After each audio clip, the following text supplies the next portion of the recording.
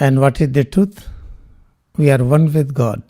If God is omnipotent, omniscient, immortal, in God there is eternal peace and bliss, then head to toe whatever exists, it is one with God. Then what we feel is a nature of God.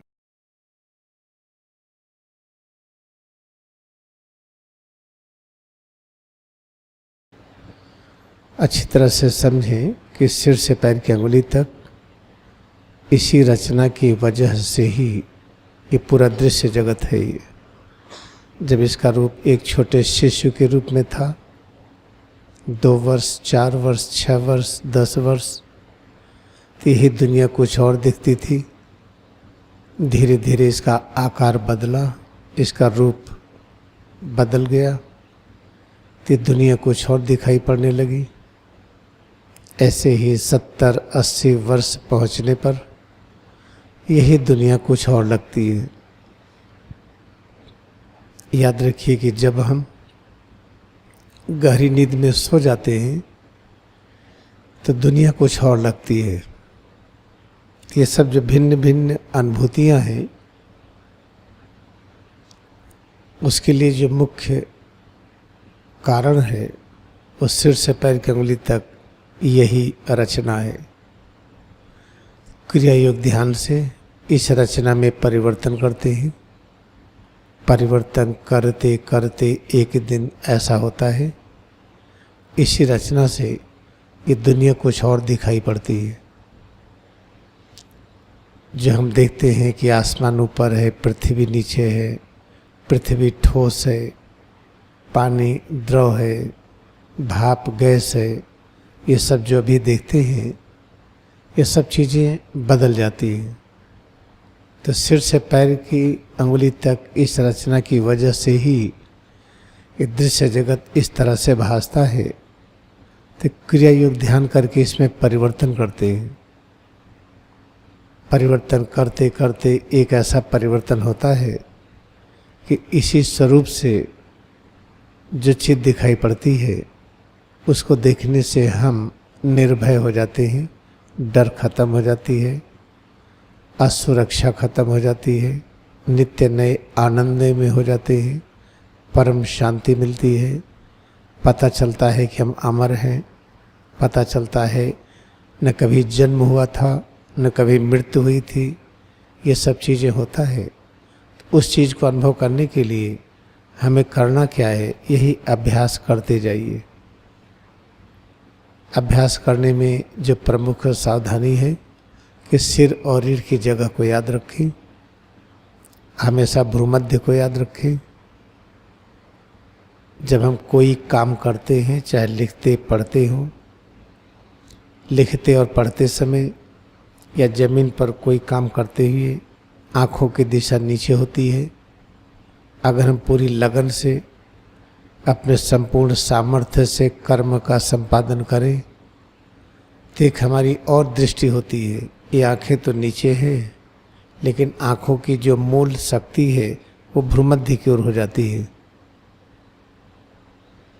जिस शक्ति से आँखें नीचे देख रही हैं, हम पढ़ रहे हैं, लिख रहे हैं, या कोई मशीन बना रहे हैं, या कोई पृथ्वी पर काम कर रहे हैं, तो वो शक्ति भ्रूमध्य की ओर केंद्रित हो जाती है अपने आप। लेकिन जब हम ऐसा कोई काम न कर रहे हों जिसमें नीचे देखना आवश्यक है, तो उस समय हम आदत डालें कि हमारी आंखें भ्रूमध्य की ओर जाएं। जब बार बार अभ्यास करेंगे तो सिर से पैर की अंगुली तक इस पर एक दबाव प्रकट होगा। उसको समझने के लिए शरीर और मन समझिए। शरीर यहाँ पर है, मन कहीं और है। मन को इस पर एकाग्र करते हैं तो शरीर और मन के बीच दूरी घटती है, तो मन का दबाव शरीर पर पड़ता है। ये दबाव पड़ते पड़ते पड़ते पड़ते एक दिन शरीर वैसे ही बदल जाती है जैसे बालू है, सिलिका है। सिलिका के आर पार देखिए तो ओपेक है, अपारदर्शी है। लेकिन जब गर्मी से सिलिका को गर्म करते हैं हाई टेम्परेचर पर सिलिका को रखते हैं तो वही सिलिका ट्रांसपेरेंट पारदर्शी शीशा के रूप में बदल जाता है।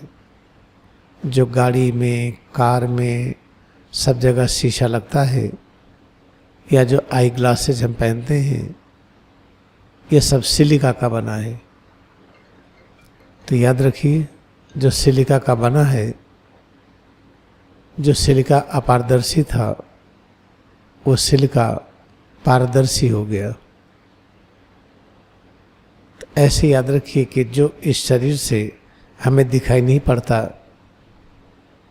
कि हम अमर हैं, न जन्म लिए थे न मृत्यु को प्राप्त हुए थे, जो जन्म और मृत्यु दिखाई पड़ती है, यह एक असत है, यह सही नहीं है।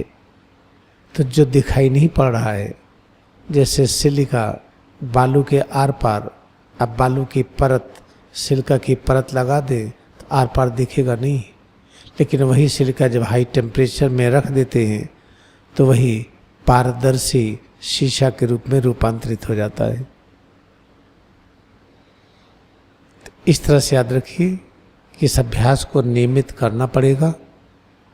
जब मन को शरीर पर लाएंगे, जैसे आंख बंद करके अनुभव करते हैं कि सिर कहाँ है, चेहरा, गला, हाथ, पीठ, सीना, पेट और पैर, इसमें होने वाला कड़ापन, ढीलापन, हल्कापन, भारीपन, जब मन के द्वारा अनुभूति करते हैं तब मन और शरीर के बीच में दूरी घटने पर जो अग्नि प्रकट होती है, जो आग प्रकट होती है, गर्मी प्रकट होती है, वो योगाग्नि है।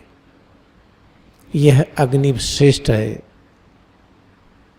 जिसे जला करके हम सिलिका को पारदर्शी बना लेते हैं।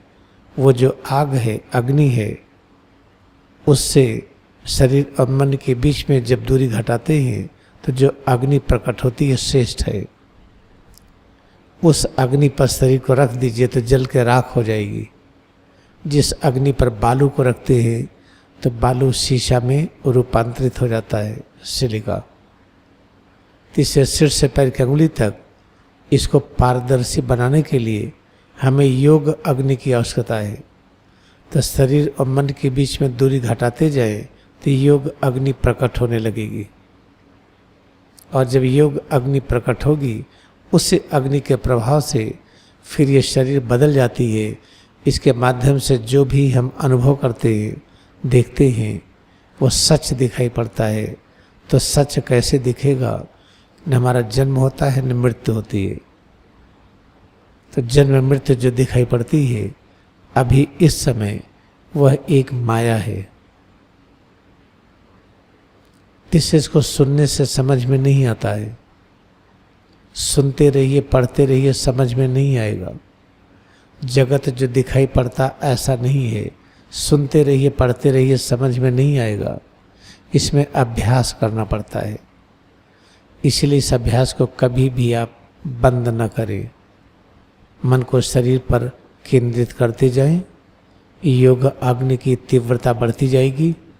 यह योग अग्नि शीतल होती है, ये दुखदायी नहीं होती है, बाहर की आग की तरह नहीं होती है।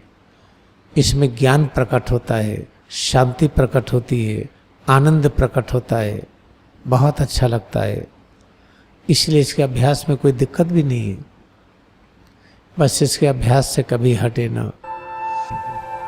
Suppose you have done PhD in the math, but you have to teach the student of the kindergarten. Then you have to speak their language, though you are in that stage. Therefore, this is the way that Jesus Christ and Lahiri Maharshi and Krishna and Moses, like them, they came to the general public level. They started helping them, but they were in very high stage of realization. If I say that I am realized or not, it's not going to help anyone. How much I am able to serve others and how much this service is effective for others, this is the important understanding we should have.